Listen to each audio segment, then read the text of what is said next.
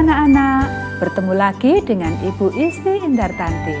Kali ini Ibu akan memberikan satu cerita yang sangat bagus buat kalian.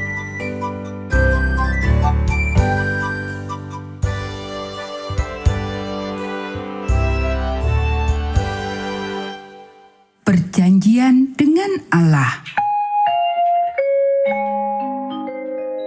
Ayat hafalan Matius pasal 12 ayat 8. Karena anak manusia adalah Tuhan atas hari Sabat. Pekabaran pelajaran ini, hari Sabat adalah hari untuk mempelajari lebih banyak mengenai kasih Allah.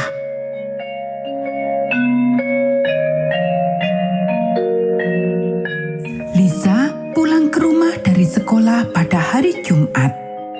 Ada bau sedap lagi. Ibu sedang membakar roti untuk hari Sabat. Lisa mencuci tangannya dan membantu ibu menyiapkan makan malam. Lisa suka hari Sabat. Minggu ini setelah acara gereja, mereka akan makan siang dekat kolam bebek dan kemudian berjalan-jalan di hutan. Lisa tak sabar menunggu. Dalam cerita kita hari ini, Yesus dan murid-muridnya berjalan-jalan juga di hari Sabat. Mari kita bergabung. Yesus menyukai hari Sabat. Ia suka menggunakan waktu bersama teman-temannya dan berbicara dengan mereka tentang kasih Bapanya, Allah di surga. Ia suka membantu orang yang sakit dan sedih merasa lebih baik. Suatu Sabat, Yesus dan murid-muridnya kembali dari gereja. Mereka melewati ladang gandum yang melambai-lambai diembus angin sepoi-sepoi. Bau harumnya membuat mereka membayangkan roti yang dibakar di oven. Yesus dan murid-muridnya kelaparan. Pada masa itu, orang diizinkan makan dari ladang orang lain. Jika orang lapar dan tidak mempunyai makanan, mereka boleh makan anggur di kebun anggur. Atau mereka dapat memetik batang gandum dan memakan bijinya. Jadi, ketika murid-murid Yesus berjalan melalui ladang itu, mereka memetik beberapa batang. Mereka menggosok-gosokkan batang itu di tangan mereka. Ketika butirnya yang kecil tersisa, mereka memasukkannya ke dalam mulut. Gandum yang gurih itu terasa enak, tetapi tidak semua orang senang. Orang-orang Farisi di sekitarnya menganggap apa yang mereka lakukan itu salah. Mereka berkata kepada Yesus, "Ketika murid-muridmu memetik batang gandum dan menggosok-gosokkannya di tangan untuk mengeluarkan bijinya itu, seperti petani yang sedang bekerja. Jadi mereka telah melanggar Sabat." Orang-orang Farisi telah mengutip hukum Sabat Allah yang indah dan membuatnya menjadi hukum mereka sendiri. Mereka membuat banyak aturan tambahan yang membuat Sabat menjadi beban berat.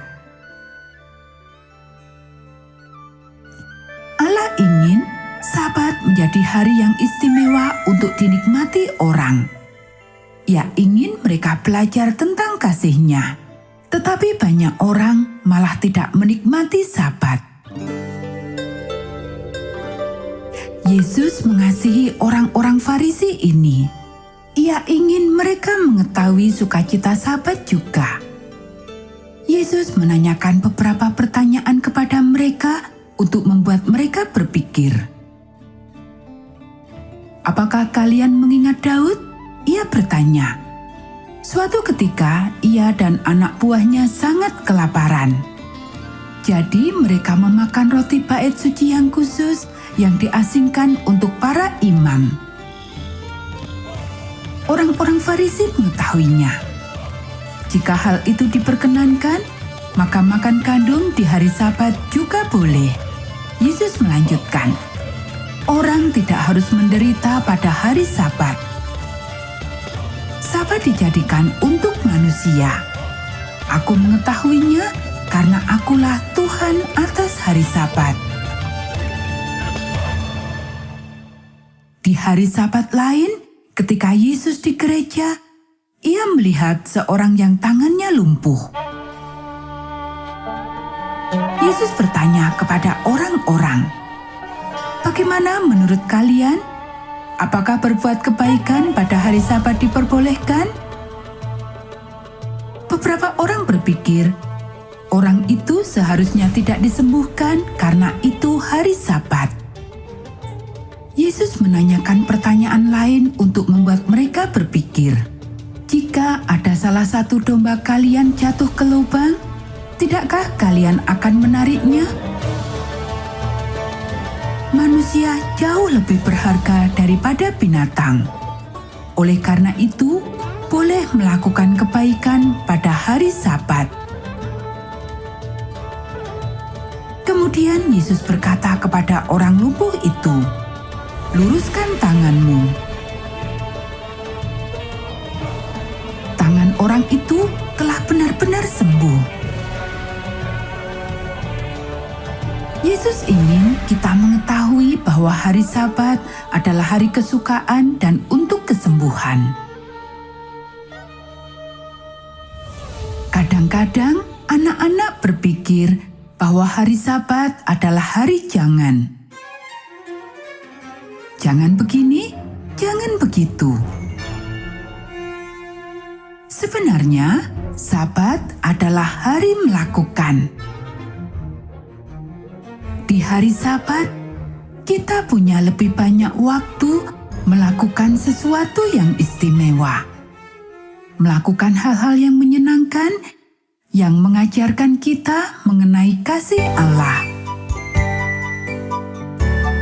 Allah menciptakan Sabat agar kita menggunakan waktu dengannya untuk belajar lebih banyak lagi tentang kasih-Nya yang ajaib. Nah anak-anak, demikianlah cerita Alkitab kita pada saat ini.